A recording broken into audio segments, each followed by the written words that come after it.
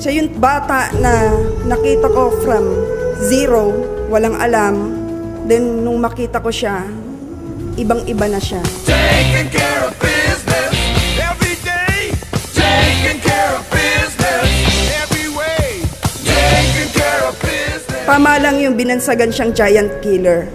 Kasi siya po yung tao talaga na kahit bata, kaya niyang harapin kahit sino. Siya yung bumuhay nung namatay kong pangarap. Siya yung nagbigay ulit sa akin ng inspiration para gawin ulit ito. Siya yung tipo ng tao na kahit bata, ang laki ng difference ng edad namin eh. Pero siya yung talagang pinaniwalaan ko. Although marami kami pong mga tinutulungan niya, he makes it a point na lahat kami nakakausap niya.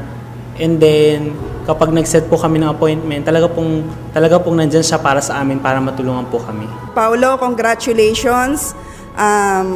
Sana madagdagan pa yung maituturo mo sa amin ng mga downlines mo. Sana maging successful ka palalo. Sana ituloy mo lang yung magandang attitude mo. Paolo, saludo ko sa iyo.